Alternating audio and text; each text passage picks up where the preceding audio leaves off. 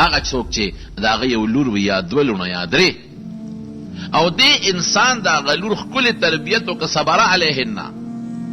د هغوی خیال یې وساته د هغوی ښه تربیت یې وکړه رب العالمین به دې انسان له د دې لور د دې تربیت په برکت جنت ورکړي حدیث کې راغلی بشیء من هذه البنات یعنی یو لور دی ولې دی زه اکثر د خلکو ته ویم په لور د جنت زیر راغلی دی په زوی ګورې نشته دا نشته که د زوی تربیت ټیک ده که د زوی څوک تربیت وکړي علما معلوموي او ښه تربیت وله وکړي دله به هم خدای جنت ورکړي خو صریح حدیث کې د دې ذکر نشته د لور شته دوه لونه دي خدای به ښه تربیت دی وکړه جنت به خدای درکړي درې لونه دي او ښه تربیت دی وکړه خدای به دله جنت درکړي یو لور دی ده او ښه تربیت دی وله وکړه پرده دې ورته وښول اخلاق دې ورته وښول خدای به دله جنت درکړي نو ډېر خلک په لور خفه کېږي چې لور یې پیدا شي نو بس رنګ یې تک توري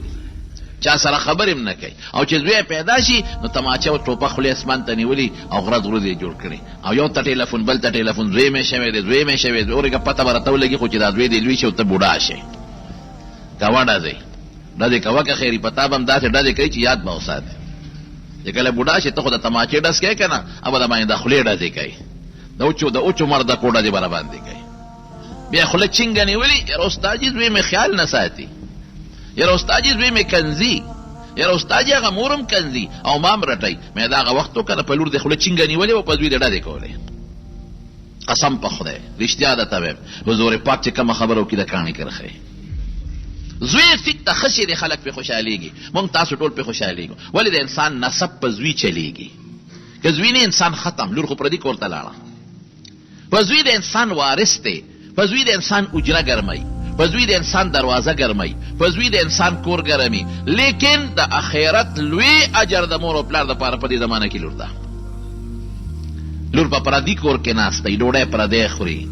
او کور پردي وي او چې لاس اوچتوي نو خپل مور پلار ته دعا کوي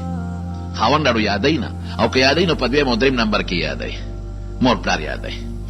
او ډېر مې ولیدل چې بچي دې زامن ته وتښتي او لور وله د خاوند د کور نه راځي او د خپل مور او پلار خدمت کوي تاسو ته پته ده لور خو رحمت دی د خدای پاک نه به خفه کېږئ په دې دا خو د مکې د مشرکانو عادت و قرآن شریف کې رب العالمین فرمایي چې لور بیا کله پیدا شوه نو مخ به یې تک تور وتښتېد او اکثر به یې بیا بوتله او جمدی به یې خښوله په لور به هېڅ چرې خفګان نه کوي ټیک د له خامخا راځي انسان غواړي دا چې خدای ماله وارث راکړي او دا په قرآن حدیث کې قرآن کې هم ثابته ده حضرت زکریا علیه السلام هم د خدای پاک نه زوی غوښتی دی او د مریمې مور چې کله نظر کو منښته کوله نو هغه هم د الله پاک نه زوی غوښتي و د بیت المقدس ته خدمت دپاره او خدای وله لور ورکړه نو دا مطلب نه دی چې د خدای نه زوی مه غواړه نه زوی کې فایدې ډېرې دي د خدای نه یې غواړه وارث به دې شي لیکن دا به نه وی چې دا زوی بس د خدای رحمت دی او دا لور مصیبت دی نه لور د خدای رحمت زویم رحمت لور د هغې نه لوی رحمت دعاګانې به درته کوي په پردي کور کې خدمت به دې کوي زړه د لور په مور او پلار دردېږي د زوی دومره نه دردېږي بهر کې دا خو مې دې پورې خبره کوله چې نبي علیه السلام مبارک ته عایشې بیبي چې دا خبره وکړه نبي علیه السلام وفرمایل چې چاله خدای پاک یو لور مور کړي او دې پې صبر وکړي دا مور او پلار او ښه خدمت یې وکړي نو خدای به وله جنت ورکړي ګوره سوالګر یې سوال یې وکړه نو عایشې بیبي ته نبي علیه السلام دا ونه وایي چې عایشې یوه کجوره ونه تا به خوړلې وه که نه ځان دې نار پرېښود نه ډېر دې ښه وکړل چې وله دې ورکړه د خدای په نوم چې سوال وشي نو انکار مه کوه ورکوه